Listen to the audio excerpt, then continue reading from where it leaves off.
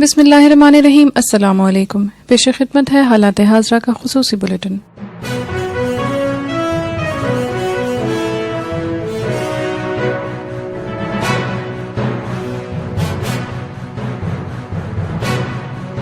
آج ہم تفصیل سے بات کریں گے آنے والے دنوں میں امریکہ اور پاکستان کے درمیان تعلقات کے حوالے سے، یہ اور اس کے علاوہ اور بھی بہت کچھ آج کے بلیٹن میں۔ مریم نواز شریف اور بلاول بھٹو زرداری نے گلگت بلتستان میں ہونے والے انتخابات میں حکمران جماعت پی ٹی آئی پر دھاندلی کا الزام عائد کیا ہے۔ مقامی اور سرکاری ذرائع ابلاغ پر نشر کردہ غیر حتمی نتائج کے مطابق پاکستان تحریک انصاف کو ان انتخابات میں برتری حاصل ہے۔ فیض آباد دھرنا ختم، حکومتی معاہدے کے بعد ٹریفک اور موبائل سروس بحال۔ پاکستان کی وفاقی حکومت نے اسلام آباد میں فرانسیسی سفیر کے ملک بدری کے مطالبے کے ساتھ دھرنا دینے والی جماعت تحریک لبیک پاکستان کے سربراہ خادم حسین رضوی سے 4 نکات پر مذاکرات کر لیے ہیں، جس کے بعد یہ دھرنا ختم کر دیا گیا ہے۔ ضلعی انتظامیہ کے مطابق منگل کو جڑواں شہر اسلام آباد اور راولپنڈی، جس کی کچھ اہم شاہراہیں اس دھرنے کی وجہ سے بند کر دی گئی تھیں، ٹریفک معمول پر آ چکی ہے، جبکہ موبائل اور انٹرنیٹ سروس بھی بحال کر دی گئی ہے۔ حکومت کی طرف سے پیر کی شام وزیر مذہبی امور نور الحق قادری کی قیادت میں حکومتی ٹیم نے تحریک لبیک کی قیادت سے کامیاب مذاکرات کیے ہیں۔ اتوار کو تحریک لبیک نے فرانس میں متنازع خاکوں کی اشاعت کے خلاف راولپنڈی میں لیاقت باغ سے فیض آباد تک ناموس رسالت ریلی نکالی تھی، جس میں ہزاروں افراد نے شرکت کی تھی۔ یہ ریلی اتوار کو رات گئے فیض آباد پل پر پہنچی، جہاں اس کے شرکاء نے دھرنا دے دیا تھا۔ یہ وہی مقام ہے جہاں اس جماعت نے 2017 میں بھی دھرنا دیا تھا اور حکومت سے ایک معاہدے کے بعد دھرنا ختم کیا گیا تھا۔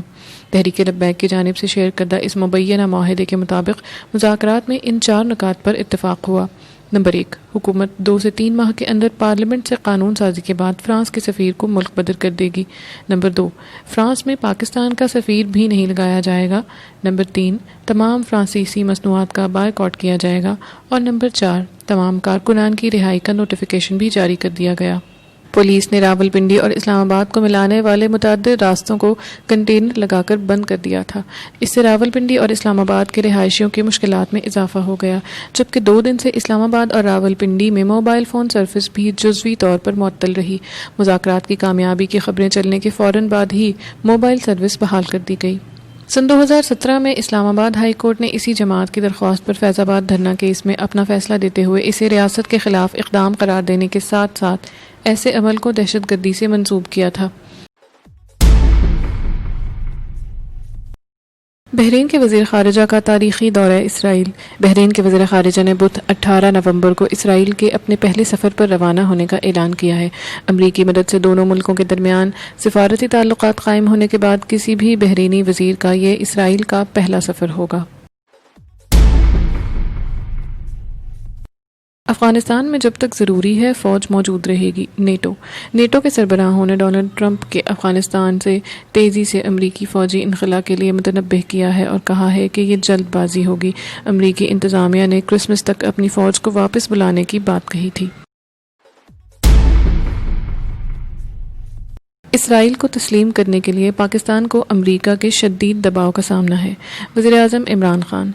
عرب نشریاتی ادارے کی رپورٹ میں دعویٰ کیا گیا ہے کہ عمران خان نے یہ بیان گزشتہ ہفتے مقامی میڈیا سے بات چیت کرتے ہوئے دیا تھا۔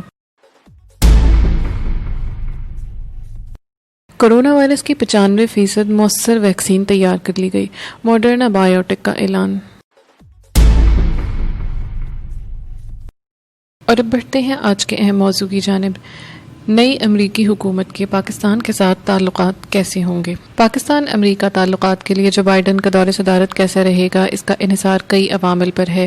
حقیقت یہ ہے کہ امریکہ اور چین کے تعلقات بہت زیادہ پیچیدہ اور کثیر الجہتی ہیں۔ یہ دونوں ممالک ایک دوسرے کے سیاسی اور جغرافیائی حریف ہیں، اور چین اب امریکہ کی مقامی سیاست کا حصہ بن چکا ہے۔ امریکہ میں چین کو اس کی ٹیکنالوجیکل برتری کے لیے خطرہ اور نوکری پیشہ طبقے کی نوکریاں ختم کرنے کا ذمہ دار سمجھا جاتا ہے۔ اس کے باوجود بھی ان دونوں ملکوں کی معیشت ایک دوسرے پر انحصار کرتی ہے اور عالمی معاملات کے حل کے لیے ان دونوں ممالک کی شراکت اہم ہوتی ہے۔ یہاں جغرافیائی سیاست اور معاشی قوم پرستی کا مقابلہ جغرافیائی معیشت اور عالمی برتری سے تھا۔ ٹرمپ نے چین کو صرف ایک سیاسی مخالف کے طور پر ہی پیش کرنا مناسب سمجھا، لیکن اس نظریے کو اب تبدیل ہونا چاہیے۔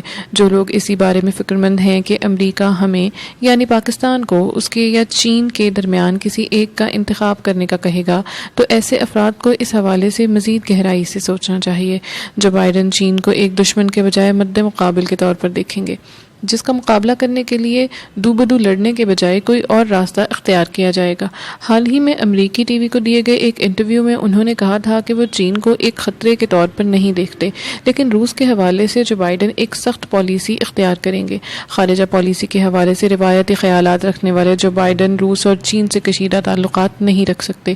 کورونا کے بعد کی مخدوش معاشی حالات کی وجہ سے انہیں چین کے ساتھ اچھی معاشی شراکت داری کی ضرورت ہے۔ اس کی بڑی وجہ یہ ہے کہ اس عالمی نمو میں چین ایک اہم ملک ہے اور آنے والے وقتوں میں بھی رہے گا۔ جو بائیڈن کی توجہ کا مرکز داخلی صورتحال ہوگی اور اسی سے ان کی خارجہ پالیسی کی راہ متعین ہوگی۔ پاکستان سے یہ مطالبہ کرنا کہ وہ امریکہ یا چین میں سے کسی ایک کا تعین کرے، اسے چین کے مزید قریب ہی کرے گا۔ امریکہ نے اپنے قریب ترین اتحادیوں کو بھی کبھی ایسے انتخاب سے دوچار نہیں کیا۔ امریکہ اور چین دونوں ہی مشرق وسطیٰ اور ایشیا پر اپنی گرفت مضبوط کرنا چاہتے ہیں، اور پاکستان ایک ایسا ملک ہے جہاں یہ دونوں ممالک آمنے سامنے آتے ہیں۔ پاکستان مکمل طور پر چین پر منحصر نہیں رہ سکتا، اور حقیقت یہ ہے کہ امریکہ اور بھارت کے تعلقات کسی بھی طور پر نہ ہی پاک امریکہ تعلقات کی وضاحت کرتے ہیں اور نہ ہی خطے میں امریکہ کو درپیش چیلنجز کی۔ شاید امریکہ پاکستان کو چین کا ایک کمزور اتحادی دیکھنا چاہتا ہو، لیکن ساتھ ہی وہ پاکستان کو اتنا مضبوط بھی دیکھنا چاہتا ہے کہ یہ امریکی مفادات کے لیے معاون ثابت ہو۔ یہاں پاک امریکہ تعلقات کی تاریخ کا ایک حوالہ دینا مناسب ہوگا کہ تاریخی طور پر ان تعلقات کا دو میں سے کوئی ایک نتیجہ نکلا ہے۔ یا تو کسی معاملے پر اتفاق ہونے پر امریکہ نے پاکستان کو کوئی انعام دیا ہے، یا کسی معاملے پر اتفاق نہ کرنے پر اسے سزا دی ہے، اور یہ سب تب ہوا ہے جب پاکستان سے اس کے ذمے کا کام لے لیا گیا ہو۔ لیکن 9/11 کے بعد ان تعلقات میں موجود خامیاں واضح ہوتی گئی ہیں۔ مسائل کی کثرت، طویل عرصے تک مل کر کام کرنے اور اس حقیقت کی وجہ سے کہ اتفاق اور عدم اتفاق سے چھٹکارا پانا ممکن نہیں ہے، نہ ہی انعامات کو مؤخر کیا جا سکتا تھا اور نہ ہی سزا کو۔ یہ تعلقات ایک ہی وقت میں شراکت اور تضاد کا شکار تھے، کیونکہ پاکستان امریکی مفادات کا سہولت کار بھی تھا اور ان میں رخنہ انداز بھی تھا، اور پھر افغانستان میں امریکی پالیسیوں کی ناکامی کا ملبہ بھی پاکستان پر ڈالا جاتا تھا۔ لیکن اب نہ ہی وہ تاریک وقت واپس آئے گا اور نہ ہی تعلقات کا وہ پرانا ماڈل دہرایا جائے گا۔ افغانستان سے امریکی افواج کے انخلا، بھارت میں جاری داخلی معاملات، بھارت کی چین کے ساتھ جھڑپیں، پاکستان کے ساتھ اس کے جارحانہ رویے اور دیگر عالمی تبدیلیوں کو دیکھتے ہوئے کہا جا سکتا ہے کہ اب نئی حقیقتیں وجود میں آ چکی ہیں۔ ماہرین کہتے ہیں کہ یقینی طور پر امریکہ کو افغانستان کے معاملے میں پاکستان کی مدد کی ضرورت ہے۔ امریکہ کو پاکستان کے ایٹمی اثاثوں کی حفاظت کے حوالے سے بھی تشویش لاحق ہے، اور وہ چاہے گا کہ پاکستان شدت پسندوں کے خلاف مزید سخت اقدامات اٹھائے۔ وہ مسئلہ کشمیر میں بھی دلچسپی رکھتا ہے، مگر اس کے حل کے لیے کچھ نہیں کرے گا۔ امریکہ کو اس مسئلے سے تو کوئی سروکار نہیں، لیکن اس سے پیدا ہونے والے بحران کے بارے میں ضرور تشویش رہتی ہے۔ بائیڈن انسانی حقوق کے بارے میں بھی تشویش کا اظہار کر سکتے ہیں۔ جو بائیڈن کیری لگر بل کے اصل خالق تھے، وہ جانتے ہیں کہ پاکستان کے ساتھ مذکورہ معاملات پر کام کرنے کے لیے شراکت داری کا ایک ایسا فریم ورک تیار کرنا ہوگا جس میں دونوں ممالک کے مفادات کا تحفظ ہو، تاکہ طویل مدتی تعلقات قائم رہ سکیں۔ امداد کے ذریعے تعلقات بنانے کا دور اب چلا گیا ہے، تاہم پاکستان کی معیشت کو دیکھتے ہوئے معاشی شراکت داری کا امکان موجود ہے۔